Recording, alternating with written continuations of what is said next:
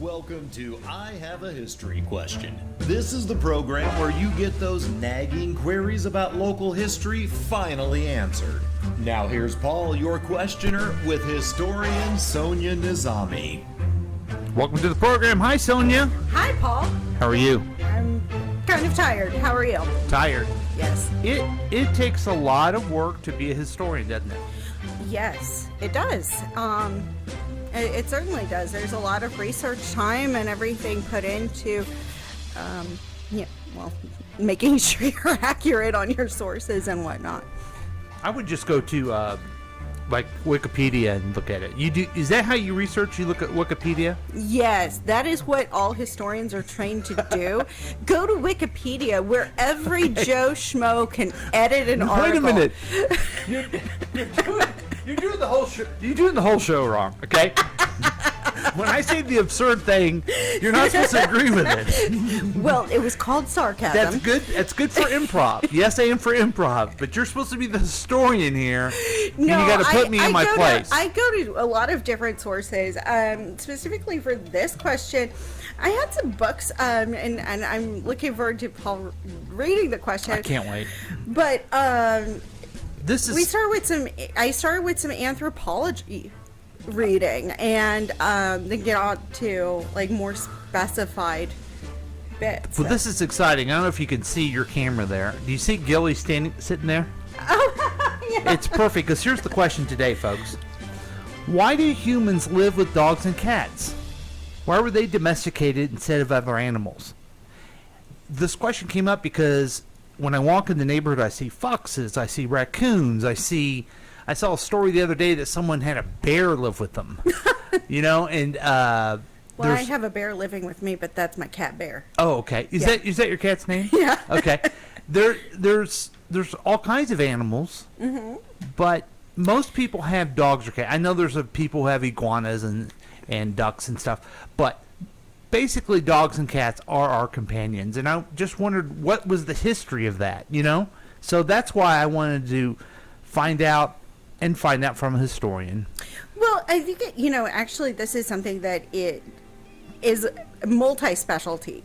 I come from it from the historical perspective, but there's also the anthropological side of it, as well as the biological sciences. That was loud. We good? Okay. So, historically, since about the Neolithic period, dogs have been living with human beings, and so they're. So when was that? When was the Neolithic? You don't have it written down. Why do you have to do this to me? Okay, let's see. Dogs were first domesticated before the rise of agriculture, about 13,000 BC. Okay, 13,000 BC. Yeah. Okay. And so there were wild species of wolves that started living and working like in this kind of symbiotic relationship with early hunter-gatherers, and there is a theory that some of that started when when humans were eating a lot of lean meat. Okay. And dogs can have a diet that is just lean meat, but humans need more than that. So when they would kill some of these animals, some of which are now extinct, there would be an overabundance, which is kind of crazy to think about when you're talking about early hunter-gatherers of this lean meat, and they'd be able to share that with the dogs because they had to supplement their diet in other ways as well. What's a lean meat? Well, I mean, some of these, like older extinct animals would have had less fatty. Oh, okay. Yeah. Gotcha. And dogs can subsist on that. So what happened at that time was the men were hunting the same thing that these dogs, don't really use that term yet. They were wolves at that point, at the same time, and then they would leave it behind that they didn't use or share it, and so the dogs figured out and they started kind of staying around, early campsites or villages or kind of a whatever. cooperation, really. Well, right, exactly. So they learned that, hey, there's gonna be food here. So that was pretty interesting. But also, throughout the history of like agriculture and whatnot, and when we started domesticating other species such as cattle and sheep and goats, dogs were great herders in that way. And obviously there was an evolution to the species, and you can see that the wild species differs greatly from the domesticated species. And you see that with every species that becomes domesticated, there is physiological and biological difference from their wild ancestor. Now, it's my understanding that if a wolf will not look at your hand, but a dog will look at your hand, that's one of the things that they learn throughout this, Okay. as they learn through over time, because a man's hand will give him food. Interesting. And then the other thing I learned is that dogs are one of the only animals, actually the only animal, but I think maybe cats do it in some cases, that will actually look you in the eye. No. Is that not true? I don't think so. I think that you need to be kind of cautious with wild species because when you engage in that eye contact, we as humans are trained to do that, but in the animal world that can be a sign of Yes. Could be aggression. Yeah. But I guess what the point of it that I read was it's a good, both dogs and humans It's look in the trust. eye in the trust point of view as opposed to an aggression point of view. Well, and also closing your eyes. I've had animals all my life, and you communicate with them in various ways. And for you to like have your eyes closed, for them to have their eyes closed, after having maintained eye contact is a sign of trust. You're not somebody Yes. who's going to hurt me. Okay, so that's dogs. What about cats? Cats also have a really, really interesting history. So throughout history, cats have been great about maintaining rodent control, especially like in barns and everything, grain stores. That's a great place for mice. Just ask my stepmother when we bought the farm. When we bought the farm, Oh no! we were going through the barn, and there were still some bags of grain, and she opened one up, and mice jumped out at her. So cats have historically been great about maintaining that low rodent population, and there have been periods of time when cats were exalted, and periods of time when they literally were associated with the devil. Ooh. So in ancient Egypt, there were animals, cats, who were mummified and buried with their owners because there was such love and a bond there. And there was actually the cult of Bast, and where cats were worshipped. Wow. The first paintings or hieroglyphics of cats were found in ancient Egypt.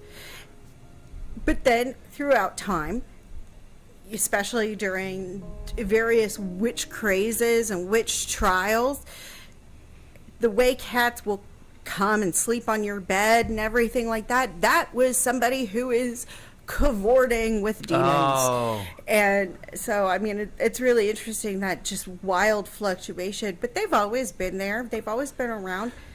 Yeah. So the witch and the cat, that trope, and the crazy cat woman that you're too young to be at yet, but you're on your way. Thank you. But so that since they had that mystical, Mm-hmm. that's why there's always a cat with a witch, huh? Well, I think a lot of it actually comes from just the inherent mysterious nature of cats. You know, the way that they're nocturnal, the way their eyes glow in the dark, you know, their grace and how lithe they are. I think that, you know, that has spawned both that adoration and hatred. Mm-hmm. That huge dichotomy right there. Okay, so back to dogs. Mm-hmm. So they helped hunt. They had some commonalities of what they ate. Sure. When did they become a pet, a prize for rich people and that type of thing? A prize? And I guess I know that because I have a pug. Her name's Gilly. Okay, she's the face of KCTK Radio. Sure. And the podcast that you're listening to was recorded at KCTK. Really? Anyway, Okay. pugs are famous for being with Chinese emperors and then later with the French royalty. Yeah. Oh, absolutely. And so, and cats were the same way with royalty too. So, Yeah. where did that become a thing? Specifically with dogs? Dogs or cats where it's Well, like both. they're going I to live in mean, our house. Not only going to help us hunt, but they're going to live with us. It looks like, you know, they were first, you know, domesticated in the Middle East. And, I mean, it kind of happened all very similar time frame, I think, Mm-hmm. you know, as when they started, like, showing up around the campsites, they started, like, becoming a part of our lives and our families. Mm-hmm. Let's see. I'm kind of looking to see if I took a note specifically on that. And I'm not seeing like a specific time so frame at that on time, that note. they were just around so much they became part of the family. Sure, yeah. And with cats, as I said, you know, I mean, that like since ancient Egypt, that was, they were a part of our lives and revered. But yes, I mean, throughout history in Japan, they keeping cats, it became like a really, really kind of fancy thing to do. It was very upper class, and they would keep them on like silk leashes. Ooh. And instead of having the cat hunt, they would like have a photo, or well, not a photo, but a painting of a cat to scare off rodents. Did that work? Probably not. Yeah. But then there was a law passed that it is essentially violating the cat's nature. Wow. To be kept, they need to be able to hunt, and you shouldn't Interesting. violate their nature that way. There is a story of the Prophet Muhammad who cut off the sleeve of a robe that he was wearing because one of his favorite cats had fallen asleep on it, and he didn't want to disturb the cat. Winston Churchill had him in wartime meetings, had his cats, and Teddy Roosevelt was in the cabinet room and had his cat in the cabinet room. And yeah, I mean, it's always been a big thing, and we can see throughout the United States history where our presidents have had kind of wild or interesting pets in the White House. So there we go. That's where they became cool to have. But the pets, and hopefully you have some information on this, they actually really changed within the last 100 years as well. Yeah. So tell me about that. Yeah.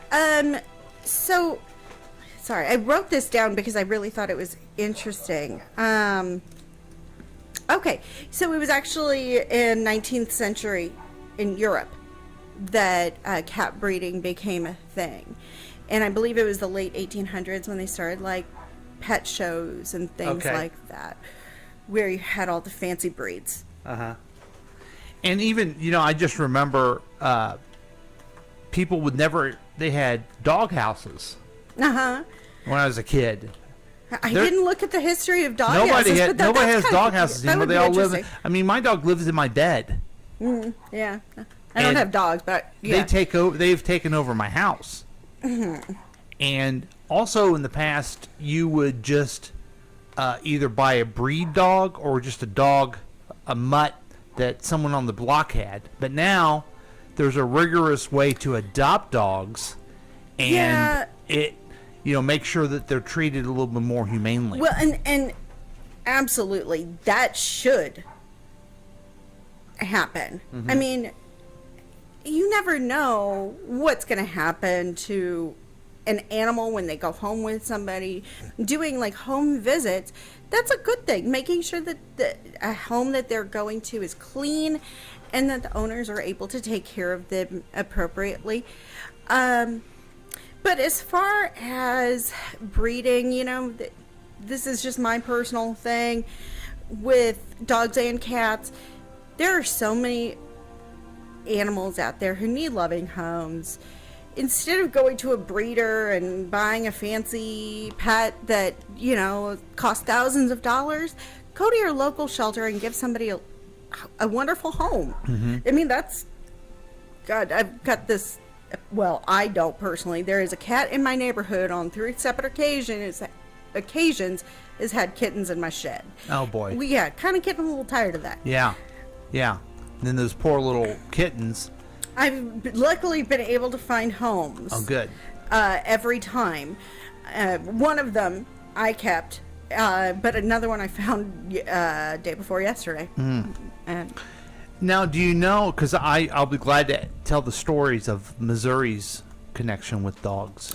I think you should, from your perspective. Yeah. Okay, well, there was a dog out of Marshall, Missouri named Wonder Mike. Okay. And he was famous because he was really smart. He could predict things like the time and the weather and stuff like that. Okay. And he was a famous dog. But there's a more famous dog, and his name's Old Drum, out of Warrensburg, Johnson County, Missouri. Do you know about Old Drum? I don't know about Old Drum. Old Drum was a dog, and he happened to get into the neighbor's chicken coop. And he got a chicken. Well, the neighbor shot Old Drum. And so the person who owned Old Drum sued him. And they went to trial. And gosh, I'm going to look up and see who the person was, because it was a famous Missouri politician who was the lawyer.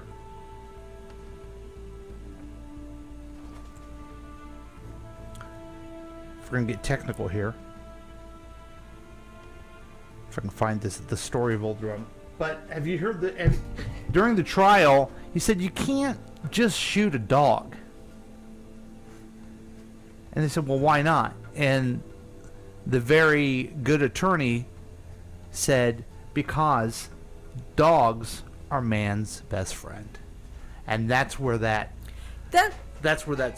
saying came from. I didn't know that. I didn't know that came from Missouri. That was the trial of Old Drum, and it was in 1869, and that's where that came from. It was right there in Johnson County. James Burden was the owner of Old Drum. He probably should have got a collar or kept him together. I worry about Max running around, but that's just how it is. Let's see who said that, because it was who was it?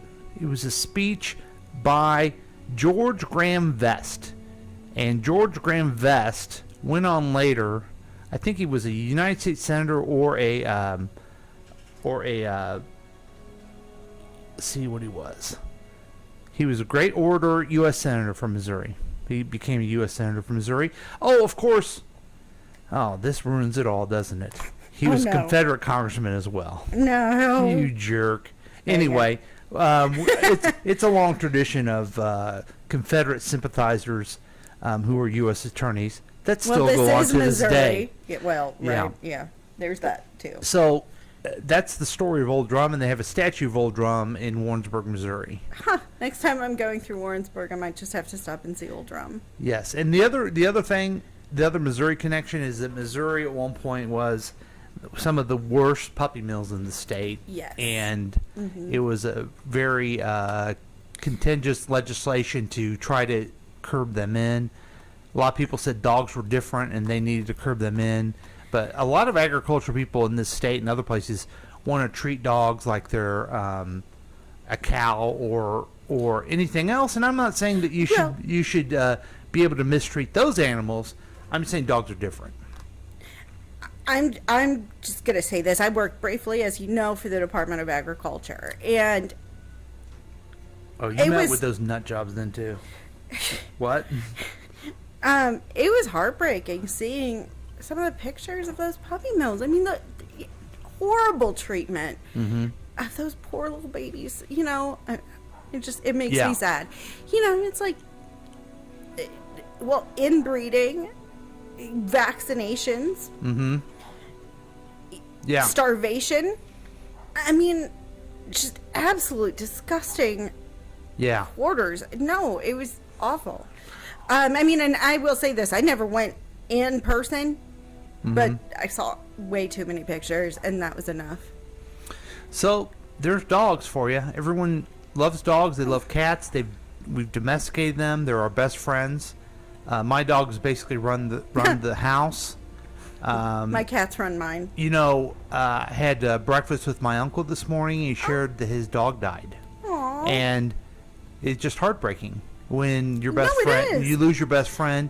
And I think that's another thing historically has changed, that we know how important these are to people's health, their mental health, and their life, the quality of their life. Absolutely. And, you know, I mean, it really is when you lose a dog, a cat, it really is like a death in the family. And people are like, oh, you know, it's just an animal. No, it's really not just an animal. They're our little furry people. That's right. And we love them just like we would love our family members, human.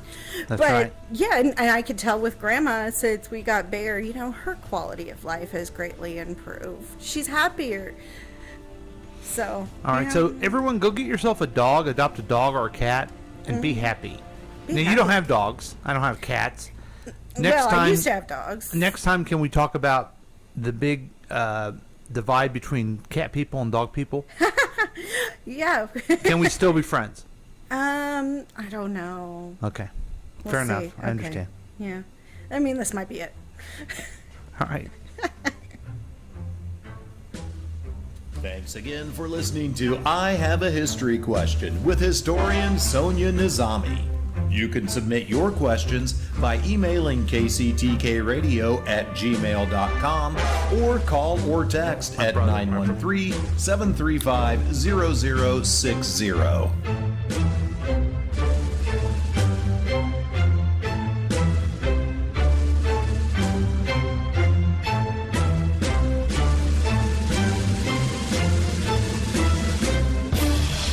I Have a History Question has been a KCTK production produced by Paul Lavoda, all rights reserved. For more information and content, email us at kctkradio@gmail.com.